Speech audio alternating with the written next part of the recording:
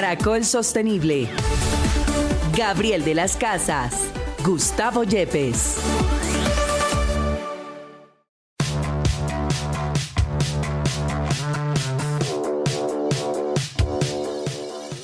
Hola, feliz mañana de sábado, bienvenidos. Esto es Caracol Sostenible. Es nuestra alianza de cada sábado con la Universidad Externado de Colombia.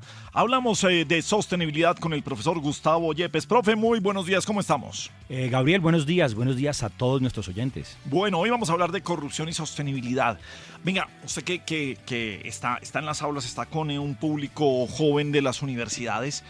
¿Qué tanto siente usted que encuentran relación cuando estamos hablando de la corrupción con la sostenibilidad sin que necesariamente usted lo ponga dentro de todo lo que debe tener ese pensum y esas maestrías académicas que tienen allí? ¿Hay alguna preocupación real de la gente más joven sobre la percepción que usted pueda tener de ellos sobre la corrupción? Efectivamente, Gabriel, yo creo que la corrupción es una preocupación para todos. Yo he tenido que trabajar el tema desde hace muchos años. Y lo que hemos visto es que todo el mundo cree que su país es el más corrupto y eso genera de alguna manera cierta distorsión. Pero generalmente en los estudios que hacen en los países la corrupción es o especialmente en Latinoamérica está siempre en los primeros lugares de atención de las personas. En Colombia eso bajó en los últimos años debido a temas de seguridad y demás, pero la corrupción siempre está, digamos, en el top 3 de las preocupaciones de los ciudadanos. Y aquí sí, yo creo que es importante, digamos, como pues comenzar a aclararle pues a los ciudadanos y a quienes nos escuchan qué es la corrupción en particular. Que es básicamente, en palabras sencillas, es como una persona que tiene poder y que en vez de utilizarlo en favor de o haciendo su labor que debe realizar, pues lo utiliza en su beneficio propio. Digamos, hay definiciones, digamos, mucho más específicas, como prácticas deshonestas y fraudulentas que los individuos les permiten abusar de su poder o su posición para tener sus propios beneficios. Entonces, de alguna manera, eso genera unos problemas muy serios porque de alguna manera establece, por ejemplo, un deterioro de la confianza de las personas en las instituciones, comienzan a perderse pues los recursos, adicionalmente pues los costos que tenemos que pagar se triplican cada vez que tenemos una carretera que pagarla 5, 6, incluso 8 veces. También en temas de sostenibilidad que no hay una relación tan directa, pues nos evita que nos esforcemos en ese sentido y también evita que podamos trabajar para luchar contra la contaminación. Y yo creo que es uno de los principales o las principales barreras para luchar contra el cambio climático y no nos permite lograr ese desarrollo sostenible. Sí, yo creo que ha respondido en parte la pregunta de bajar ya a un objetivo de desarrollo sostenible que tenga que ver con la corrupción del país. ¿En dónde nos situamos?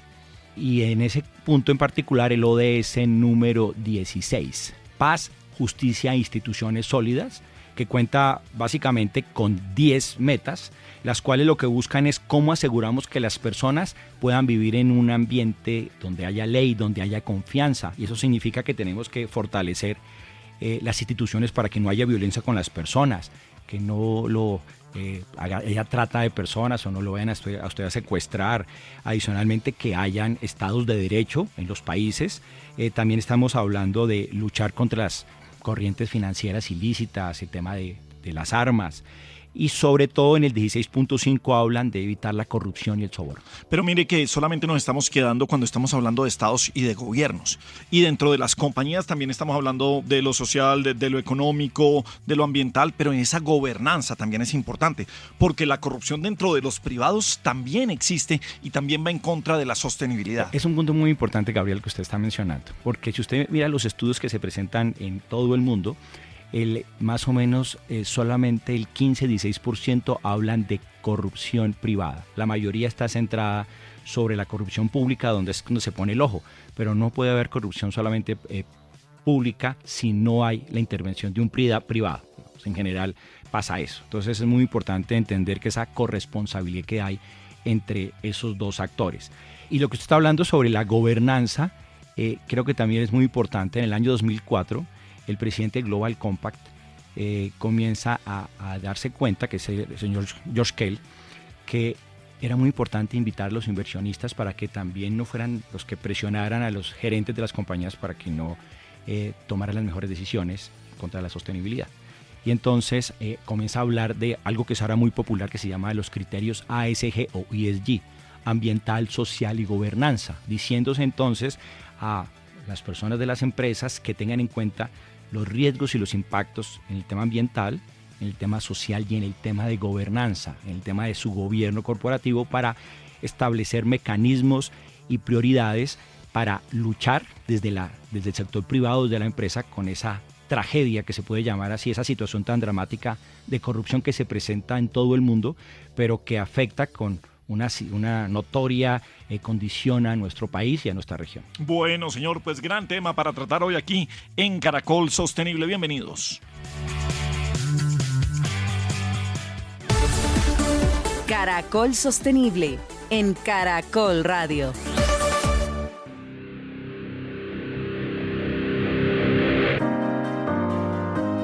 Muy bien, seguimos en Caracol Sostenible, nuestra alianza con la Universidad Externado de Colombia en Caracol Radio. La Corporación Transparencia por Colombia, capítulo nacional de Transparency International, tiene presencia en más de 100 países y nació en 1998 como respuesta a la sociedad civil en un escenario político complejo y la incidencia de la corrupción en la institucionalidad pública y en el debilitamiento de la democracia. Transparencia Internacional define la corrupción como el abuso de poder confiado para obtener beneficios privados. Andrés Hernández es director ejecutivo de la Corporación Transparencia por Colombia. Andrés, bienvenido a Caracol Sostenible, ¿cómo estamos? Hola Gabriel, profesor Gustavo, un gusto saludarlos y buenísimo poder hablar de estos temas en este espacio. Mire, a veces estos temas son tan grandes que no debería ser mi primera pregunta, pero es como que ¿por dónde arrancamos? Yo lo debería tener clarísimo, pero es tan vasto y sí me quisiera dejar guiar por usted de cómo guiarnos y cómo ver cuál es la relación y cómo afecta la sostenibilidad, en este caso, de un país, del mundo. Podemos ir desde lo particular a lo general o como usted quiera. Pues es completamente comprensible la inquietud, Gabriel, porque lo que vemos en el día a día son escándalos, son cuestionamientos, debates sobre estos temas de corrupción que parecen generar más frustración, por supuesto indignación, pero queda una sensación de que no hay muchas cosas por hacer. Hemos aprobado leyes, tenemos instituciones, estrategias, etcétera, y la corrupción sigue estando ahí. Pero lo que no podríamos hacer es pues quedarnos cruzados de brazos y dejar pasar de manera normal todo esto que sucede. Así que, ¿cómo abordarlo? Pues, y de manera un poco clara, no volviendo esto como una conversación muy compleja, pues lo primero sí es asumir una reflexión a nivel personal. ¿Qué tanto estoy yo en mi ámbito personal, laboral, familiar, aceptando, promoviendo, muchas veces sin quererlo, alimentando esas dinámicas de corrupción porque pensamos que no le hace daño a nadie o porque otras personas también lo hacen? Y ese es un primer momento en que nos tenemos que preguntar si estamos siendo parte del problema o podemos ser parte de la solución. Y un segundo momento, pues por supuesto, tiene que ver con las responsabilidades que posiblemente tenemos de manera más cotidiana, como funcionarios, como empresarios, como personas que están dedicadas a distintas actividades pues, laborales, profesionales. Siempre hay un lugar para preguntarnos si podemos hacer las cosas de manera más ética, más íntegra, si podemos fortalecer alguna acción que realmente ayude a construir confianza en nuestros entornos y por lo tanto, como lo dije al principio, pasar de esa frustración e indignación a una actitud un poco más positiva. Por supuesto, esto no resuelve problemas muy serios que tenemos de corrupción en Colombia a alto nivel, donde en tercer lugar pues tenemos que estar todavía muy activos demandando resultados, demandando cambios, sobre todo desde el Estado y las instancias responsables, para lograr mejores sanciones y ojalá mayor disuasión de una problemática tan compleja como la corrupción. Andrés, por supuesto es muy importante esa pequeña corrupción, ese pago que se le da a alguna persona por un favor y ese tipo de cosas. Pero de alguna manera, ¿por qué nos cuenta un poco cuál es la situación en general de nuestro país? Porque los niveles de corrupción pues son alarmantes y como estábamos hablando hace un momento, pues todo el mundo cree que en su país es el más corrupto de todos y siempre está muy preocupado por eso. Pero ¿qué tanto es la situación que se presenta en un país como Colombia?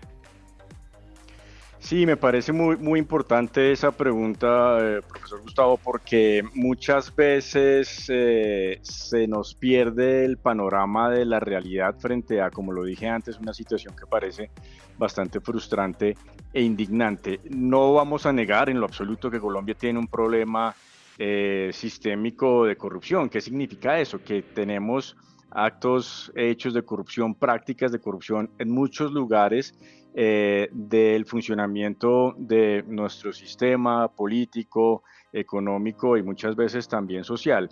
Tenemos indicadores pues, que nos muestran que la situación en Colombia es delicada. En el índice de percepción de corrupción de Transparencia Internacional que publicamos cada año no logramos superar una calificación de 40 puntos sobre 100, deberíamos estar por lo menos en 50 puntos sobre 100 para que pudiéramos estar mostrando que la corrupción no es un problema tan serio y tan delicado en el ámbito público.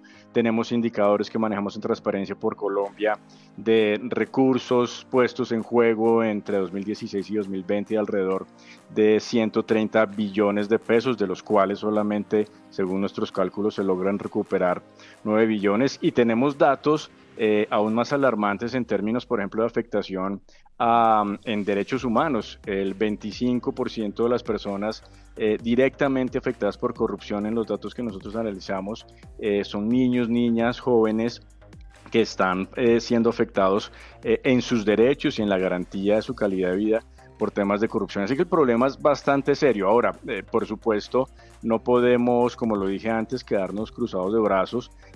Hay que seguir trabajando sobre, por ejemplo, esas instituciones y una aplicación efectiva de la norma que existe en Colombia. Hay que seguir haciendo un llamado a la corresponsabilidad de distintos sectores en esta materia y hay que darle a esto también una conversación yo diría que transformadora. Estamos en un contexto electoral y ese es, por ejemplo, un contexto en el cual nos tenemos que volver a preguntar, ¿vamos a elegir los mismos con las mismas prácticas de siempre para que los resultados sean los que ya conocemos o realmente podemos transformar más de fondo la situación con instrumentos como el voto, con instrumentos como la participación o la integridad empresarial en el ámbito privado, que es supremamente importante? Lo que pasa es que tristemente frente a la corrupción a veces lo de elegir los mismos con las mismas prácticas de siempre, también nos lo hubiéramos preguntado también a veces hace 4 años y hace 8 y hace 12 y hace 16 y hace 20, porque tenemos, y no nos vamos a meter en eso, si tenemos un país con una corrupción reinante e importante.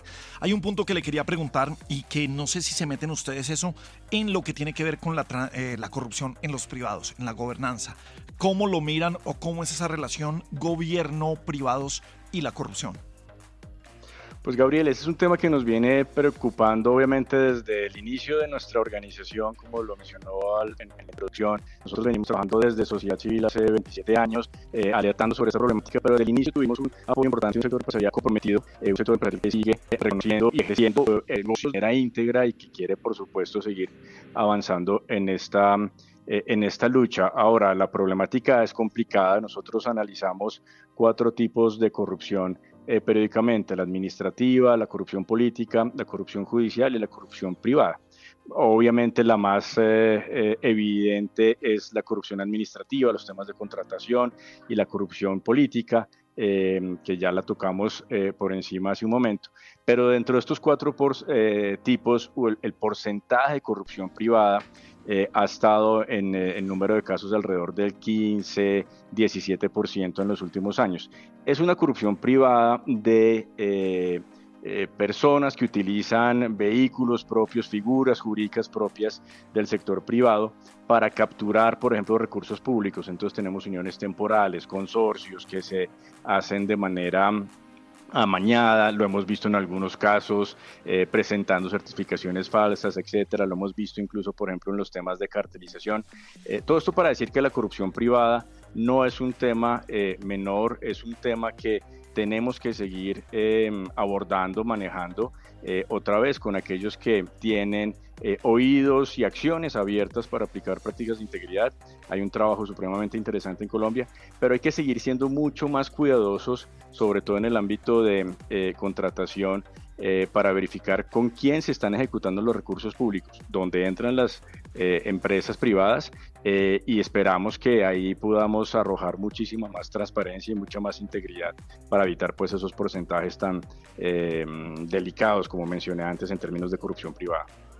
Andrés, hay algo que me preocupa, es la corrupción es contagiosa y se lo digo porque aquí hablamos de desarrollo sostenible en este programa y creo que la corrupción del ciudadano del común también se está viendo cada día un poco más y de pronto tiene que ver con ese actuar del privado, de la gobernanza y que lleva al ciudadano del común a decir, bueno, pues si ellos lo hacen, yo también lo puedo hacer, y se ven casos tan particulares como volarse el pago del transporte público o cometer ciertas infracciones de tránsito y también darle algún tipo de beneficio económico al que nos quiere poner la multa. Entonces, eso creo que también nos está llevando a dañar no solamente la cultura de la sociedad, también el desarrollo sostenible. ¿Y ustedes tienen algún tipo de estudio o han estado analizando esto en el comportamiento del ciudadano del común?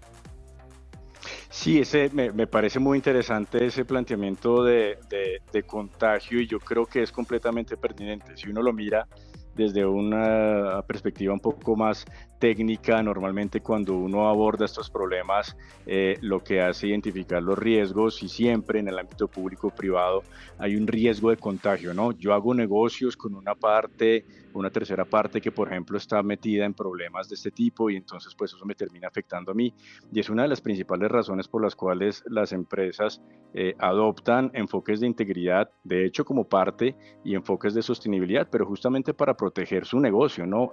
Hacer negocios con terceros cuestionados pues puede poner en cuestión mi propio negocio. Pero en el ámbito más social, y para hacerlo más sencillo, hay algo que venimos trabajando pues desde hace varios años, en alianza también con algunas empresas, universidades, y es cuestionarnos qué tan normalizada está la corrupción, qué tanta aceptación le estamos dando, porque pensamos y porque creemos que ese es el comportamiento que debemos seguir, porque lo estamos viendo en otras personas, otra vez porque está la expresión de esto no le hace daño a nadie, o voy a robar pero voy a robar poquito, o roba pero hace, ese tipo de expresiones han terminado normalizando algo que no puede ser normal, que es el desvío de recursos, y muchas veces nuestra participación, como lo dije antes, en esas redes. Y lo que nos estamos dando cuenta haciendo experimentos sociales, haciendo conversaciones, en este tipo de cosas, es que sí es posible retar esa idea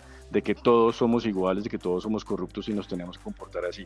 Lo que nos están indicando pues estos estudios, esas prácticas, es que si promovemos más bien un cuestionamiento, un desafío de esa idea, y promovemos entornos de confianza, realmente a nivel social podemos estar generando, como lo dije antes, un enfoque más transformador que lleve a que como sociedad rechacemos eso. Andrés, pero ¿qué esperanza podemos tener de que al menos se comience a reducir la corrupción, que los mecanismos que se implementan en el gobierno, en las empresas, incluso en las prácticas de los ciudadanos, comiencen a ser exitosos? Porque pasan los años y como que no tenemos ningún tipo de resultados.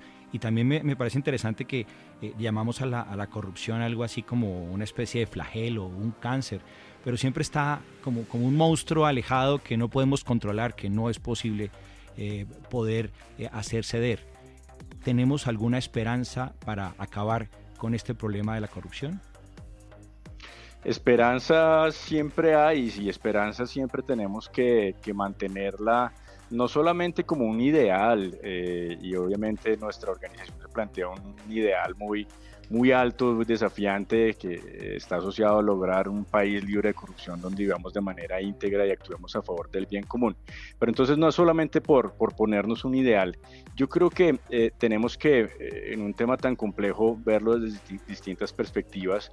Hay múltiples experiencias por ejemplo, de veedurías ciudadanas, de comunidades que se organizan para vigilar sus recursos públicos, sus obras a nivel comunitario, que funcionan. Esa transparencia, esa veeduría preventiva en muchos casos hemos visto que es supremamente exitosa. Hay otra vez empresarios haciendo cosas positivas, hay funcionarios públicos haciendo una pelea supremamente fuerte. Pensemos en quienes investigan casos de corrupción, fiscalía, autoridades, jueces, enfrentando esquemas de corrupción supremamente complejos. Bueno, ellos no solamente le ponen esperanza, sino que le ponen un propósito y un esfuerzo de fondo.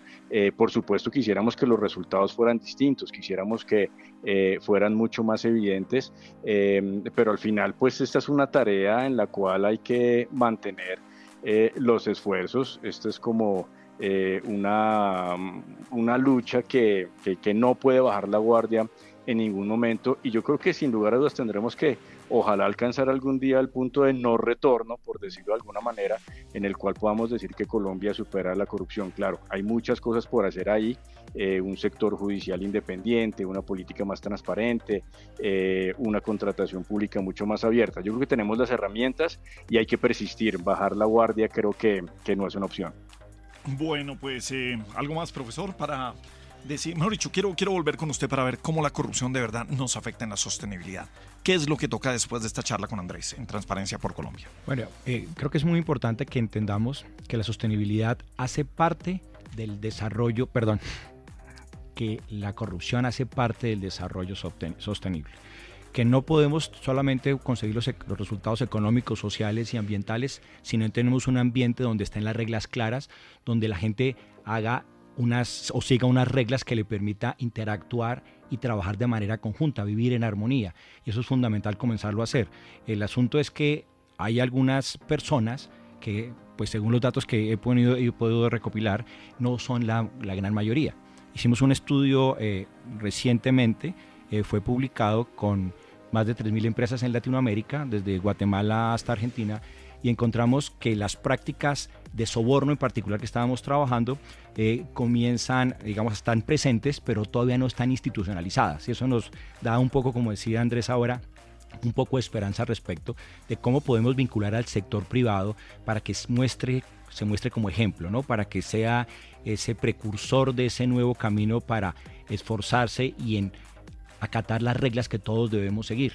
El asunto es que también es difícil hacerlo si tenemos unos niveles de impunidad tan grandes como se están presentando pues, en toda la región y especialmente en nuestro país. Y creo que uno de los elementos fundamentales aquí para lograr que se pueda luchar contra la corrupción tiene que ver la lucha directa contra la impunidad. Por supuesto que queríamos quedarnos en la sostenibilidad con Transparencia por Colombia, pero vale la pena revisar o que revisen ustedes además el balance de la acción pública del Gobierno Nacional en materia anticorrupción en los 3 años de gestión hacia 2025.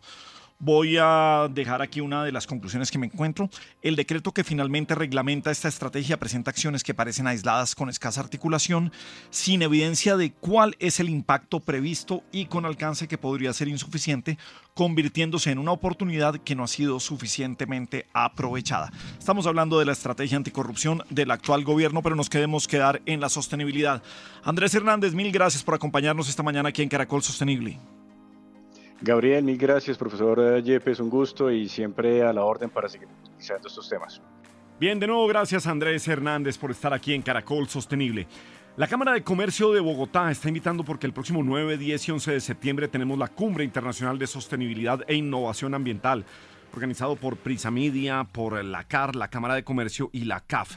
Se va a llevar a cabo en Ágora, en Bogotá. Allí estaremos hablando de gobernanza para la seguridad hídrica, transición energética para la descarbonización, conectividad urbano-rural, negocios verdes y mucho más. Así que gran invitación, Cámara de Comercio de Bogotá, del 9 al 11 de septiembre, Cumbre Internacional de Sostenibilidad e Innovación Ambiental. ¿Quieren ir? Es muy fácil, inscríbanse ya mismo. cumbreambiental.car.gov.co. Muy fácil. cumbreambiental.car.gov.co. Allí pueden tener las inscripciones para este gran encuentro.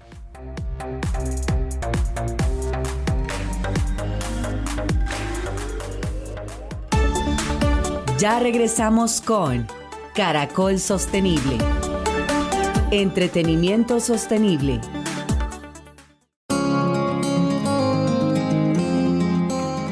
Oigan, seguimos en Caracol Sostenible en Caracol Radio. Nada que nos guste más que apoyar los bancos de alimentos, en este caso la Asociación de Bancos de Alimentos. ¿Cómo divertirnos y cómo pasarla bien en un concierto para apoyar esto? Pues nos lo cuenta Juan Manuel Durán. Pues bien, entretenimiento sostenible aquí en Caracol Sostenible. Hoy hablamos con Juan Carlos Buitrago, quien es director de la Asociación de Bancos de Alimentos, y lo invitamos porque tiene un anuncio muy interesante, muy importante que hacerle a todos nuestros oyentes y además al cual nos queremos sumar. Juan Carlos, bienvenido a Caracol Sostenible. Buenas, gracias por la invitación, feliz de estar con ustedes. Bueno, Juan Carlos, el próximo mes de noviembre va a ocurrir algo muy bonito aquí en la capital de la República, más exactamente en el Movistar Arena, algo llamado Todos Juntos. Y me gusta esta iniciativa que ustedes están trayendo para transformar la realidad del hambre en Colombia. ¿De qué se trata, Juan Carlos? Juanma, imagínate, el año pasado logramos hacer el concierto que más recursos ha recaudado en la historia de Colombia por una causa social, en este caso la lucha contra el hambre.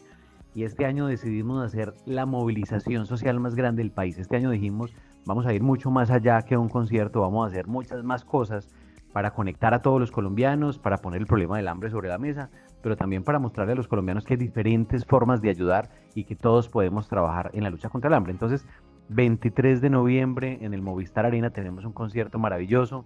Vamos a tener invitados especiales como Fruco, Superlitio, Cabas, Gusi, Natalia, Sin Ánimo de Lucro, Martina la Peligrosa, Yerau, Karen Lizarazo, el Nico Arias, el Coro de Río Grande, los Rolling Runners. Bueno, son más de 20 artistas, Juanma, que vamos a tener en tarima 23 de noviembre en un concierto en el que podemos ir, toda la familia a pasar rico, pero también en el que vamos a ayudar a los bancos de alimentos de Colombia en la lucha contra el hambre.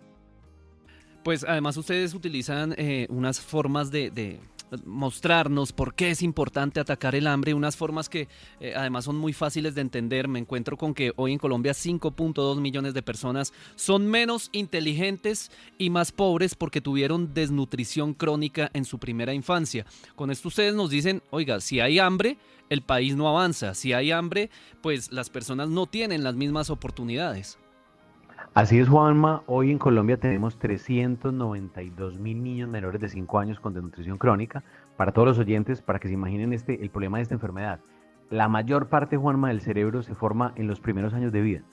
Si el cerebro no tiene gasolina, que son los alimentos, pues las neuronas no se multiplican y no se conectan. Y entonces hoy tenemos 392.000 niños condenados a tener en promedio 14 puntos menos de coeficiente intelectual, 5 años menos de escolaridad y 54% menos ingresos en su vida adulta.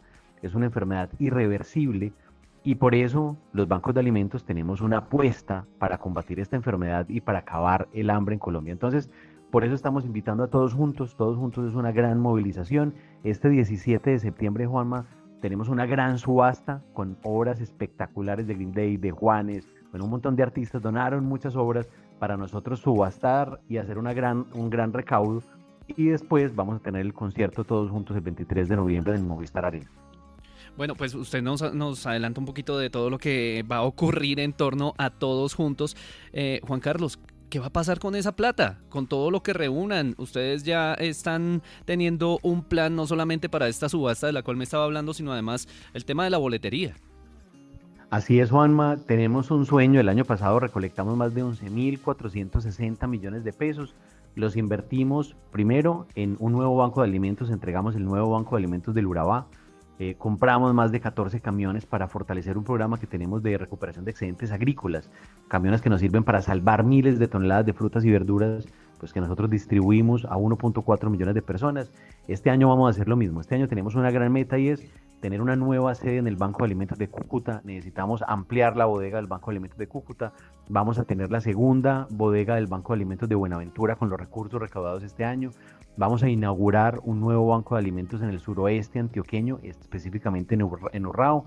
Y vamos a ampliar nuestra flota vehicular. Con los recursos vamos a comprar más camiones, porque imagínate, Juanma, que en Colombia estamos botando la tercera parte de la comida que produce el país y necesitamos más camiones para salvar más comida y para poder entregar más alimentos a la población más vulnerable. Esto hace parte del Objetivo de Desarrollo Sostenible número 2, que busca erradicar el hambre en el mundo entero, y pues estamos empezando por este pedacito de tierra llamado Colombia y queremos que mucha gente se una. ¿Cómo nos podemos unir, Juan Carlos? ¿Cómo podemos hacer parte de esta gran iniciativa? Por supuesto, comprando las entradas para el concierto, los que quieran asistir, los que quieran involucrarse en este espectacular evento, pero además también de qué otra forma podemos contribuir a mitigar el hambre en Colombia. Bueno, muchas formas de ayudar. Primero, invitados a que todos ingresen a todosjuntos.com.co. Nuevamente, todosjuntos.com.co. Allí van a poder ver la subasta, ver el catálogo de los productos que tenemos en la subasta, cosas espectaculares como el bajo firmado por Green Day, como productos de Aterciopelados, como la camisa negra de Juanes la vamos a subastar, la guitarra de Juanes firmada por Juanes. Bueno, tenemos un montón, los platillos de Green Day, un montón de artículos de artistas importantes de este país. La subasta será este 17 de septiembre. También en todosjuntos.com.co van a poder adquirir las boletas del concierto que tenemos el 23 de noviembre. Y todos los colombianos que quieran ayudar, muy fácil, pues buscan el banco de alimentos más cercano, se acercan al banco de alimentos y allí pueden ser voluntarios o donar alimentos o donar dinero, y de esta manera todos juntos pues vamos ayudando a combatir el hambre en Colombia. Juan Carlos, ¿ya cuántos bancos de alimentos tenemos en Colombia? Tenemos 26 bancos de alimentos, Juanma. Sí. Somos la organización que más comida entrega en este país. Este año vamos a cerrar entregando más de 52.000 toneladas de alimentos, y nosotros, los bancos de alimentos de Colombia, de la mano de todos los colombianos que nos ayudan, estamos dándole alimentación a 1.4 millones de personas en condiciones de vulnerabilidad.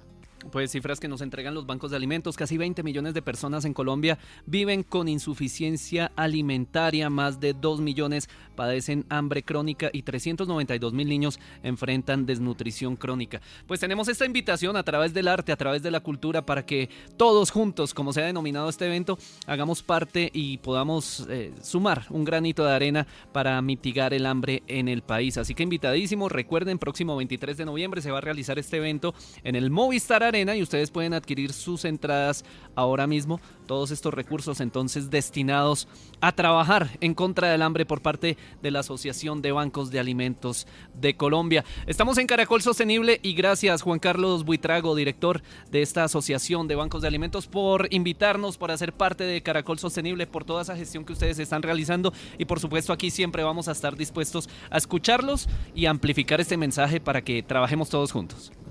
Gracias a ustedes, Juanma, gracias a Caracol, y recuerden todosjuntos.com.co para comprar las boletas.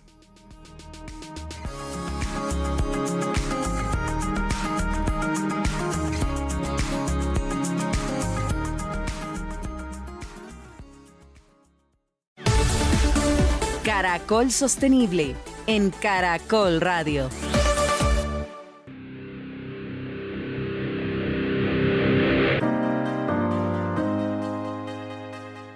Aquí estamos, esto es Caracol Sostenible en Caracol Radio, en esta alianza con la Universidad Externado de Colombia. Bueno, profe, hace creo que un mesecito largo, de un par de meses, hablábamos del sobregiro de la Tierra y dábamos la fecha en donde Colombia está sobregirada. ¿Cuál es la fecha exacta? El 6 de septiembre, Gabriel. Hoy es precisamente este día. Uy, o sea, yo también... O sea, le pegó. Le pegué al perrito, sí, exactamente. Bueno, entonces estamos en sobre... Primero, ¿qué significa estar en sobregiro? Bueno, significa que los recursos que teníamos disponibles como país no los gastamos hoy. Hasta hoy los llegamos. Es decir, que tenemos que vivir en sobregiro los próximos meses. Es como si la plata que usted necesita para sobrevivir todo el año se la hubiera gastado todo hoy. Ya no tendría cómo subsistir de aquí en adelante. Bueno, y entonces, cuénteme qué hacemos, por dónde vamos y en qué fallamos. Bueno, lo que hay que entender primero es que tenemos unos recursos disponibles para todo el planeta. No podemos dividirlos por países porque no podemos dividir el aire, no podemos dividir los océanos, de alguna manera como políticamente se ha hecho. Y lo que se han inventado es una metodología, que es la que ustedes estamos hablando ahora, de una institución que nos plantea cómo establecer el consumo de las personas según la capacidad que tienen. Y entonces lo que encontraron estos señores de Global Footprint Network, y es que cada persona tendría en la actualidad más o menos 1.4 hectáreas para poder satisfacer todas sus necesidades. Absolutamente todo lo que usted requiere para comer, para consumir, para vivir, absolutamente todos los recursos. Sin embargo, como ustedes están viendo, el 24 de julio el planeta se gastó todos los recursos, como vimos en ese programa. y más o menos estamos gastándonos el 173% de los recursos que tenemos. Okay. Los recursos son limitados y esos son los que tenemos. ¿Cómo hacemos para vivir en esas condiciones? Significa una sola cosa, que algunos tienen que consumir menos para que todos podamos vivir con estas condiciones. Si llegáramos a vivir en promedio como una persona promedio en Estados Unidos, necesitaríamos 4.5 planetas. Y sería bueno, aquí lo hicimos en alguna oportunidad, que cada uno de ustedes en sus casas comience a revisar cuál es esa huella ecológica que tienen para que vean cuántos países van a necesitar. Si todos viviéramos como ustedes, ¿cuántos países necesitaríamos? Que se van a sorprender. Podrían ser 4, 5, 6 mundos necesitaríamos para que pudieran vivir. Pues como ven, es apocalíptico cada vez que revisamos las cifras del sobregiro de la Tierra.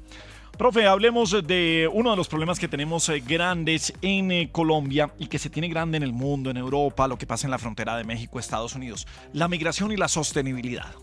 Gabriel, sí, estamos hablando de más de 300 millones de personas, un poco más del 3% de la población está en esa situación. Es decir, que tienen que abandonar su vivienda, el territorio donde han vivido por décadas para buscar oportunidades en otros territorios. Pero lo más grave no es solo la situación que tienen que vivir, digamos, por lo que tienen que enfrentar, sino lo que viene después, porque a donde van a buscar las oportunidades los cierran, los tratan como delincuentes o tienen que arriesgar sus propias vidas. Bueno, pues se realizó en Riohacha, en La Guajira, el Foro Mundial de Migración y Desarrollo. Terminó el jueves anterior. Pues Efraín Hernández, de nuestro servicio informativo desde Riohacha, nos cuenta cuáles fueron las principales conclusiones. Efraín, muy buenos días. Hola Gabriel, compañeros. Sí, Caracol Radio estuvo todos estos días en la Biblioteca Héctor Salá Zuleta, epicentro de la 15ª cumbre del Foro Mundial de Migración y Desarrollo. Entre los temas que se debatieron, los riesgos de las mujeres que están en tránsito fue uno de los más destacados. Y es que la violencia sexual, abusos y otro tipo de violencia contra mujeres es una realidad que afecta no solo en lo físico, sino en la salud mental. Elismas Rojas, migrante venezolana y presidenta de la Asociación de Mujeres Imparables y Resilientes. Muchas de ellas han sido engañadas con ofertas de empleo dignos y lo que las hace blanco fácil de las redes de trata de personas. Problemas que a diario son visibilizados aún en un contexto que estamos en un territorio donde se normaliza la violencia basada en género. Y es que según la defensora del pueblo Iris Marín Ortiz, quien estuvo en esta cumbre, de las mujeres que pasan por el tapón del Darién también han sido halladas víctimas de este tipo de violencia. Las realidades que enfrenta el migrante no son para nada fáciles. La comunidad LGTBIQ+, que por primera vez tuvo un espacio en este foro mundial, vive con el dolor de ser estigmatizados. Es nula la atención y además también son violentados. Wilson Castañeda, director de Caribe Afirmativo. Pero lastimosamente a mayor visibilidad, mayor riesgo. 16 países siguen condenando a la pena de muerte o al encarcelamiento a las personas sexogénero diversas. Hay muchos países que, si bien no tienen normas de sanción, si hay unas altísimas prácticas de violencia, entonces es la población LGBT una de las que más se está movilizando en el mundo buscando mejorar su calidad de vida, y los sistemas de atención migratoria no tienen enfoques diferenciados que atiendan esta solicitud. De las tantas problemáticas que tienen los migrantes, hay una muy esencial, y es la falta de conseguir un trabajo que va ligado con la falta de papeles y que se traduce en problemas para conseguir alimentos y subsistir en otro país. Según Paola Gaviria, relatora especial de los derechos humanos de los desplazados internos de las Naciones Unidas, esto va relacionado en que las grandes ciudades del mundo no conocen la dinámica propia de estas personas, que buscan, cuánto tiempo se piensan quedar, cuántos son. Advirtió que más de 50 millones de desplazados internos en los países viven en las ciudades, es decir, no buscan migrar a otro lugar. Debería transformar el enfoque de la planeación urbana, porque son personas que llegan a las ciudades tal vez huyendo obviamente, buscando protección, buscando oportunidades. Muchas veces en las ciudades lo que encuentran es que se agrava sus vulnerabilidades, ¿no? Al término de esta cumbre este jueves al mediodía, el Foro Mundial instó a una cooperación política más fuerte para garantizar que la migración beneficie a todas las personas. Catalina de Bandas, representante de la directora general y directora senior de alianzas de la Organización Internacional para las Migraciones, sostuvo que los debates de migración están polarizados y los líderes políticos se encuentran bajo presión para demostrar que tienen el control firme de los flujos migratorios, por por lo que hizo un llamado a encontrar puntos en común sobre los cuales construir soluciones prácticas basadas en principios pero efectivas. Gustavo Gallón, embajador de Colombia ante la ONU en Ginebra. Pero lo importante es el fortalecimiento de los diversos grupos que están relacionados con el tema de migración para sacar adelante los derechos de la población migrante. Gabriel, según cifras entregadas por la Alcaldía de Riohacha, la 15ª cumbre del Foro Mundial de Migración y Desarrollo convocó a 1.500 participantes, entre ellos 71 estados. También hubo representantes de la sociedad civil, organizaciones sociales y del sector empresarial. Se ocuparon más de 1.200 camas en hoteles de la ciudad y se generaron 300 nuevos empleos.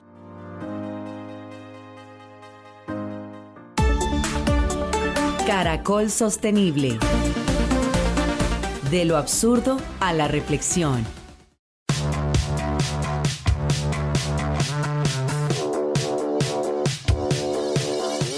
Absurdos y reflexiones que tenemos para hablar de corrupción. Bueno, Gabriel, en este caso es difícil. Yo diría que esto es más que una paradoja. Pero ¿y si le doy un billetico sería más fácil? Muy bien. Y ese es tal vez uno o el mayor de los problemas, que de alguna manera lo generalizamos. Sí.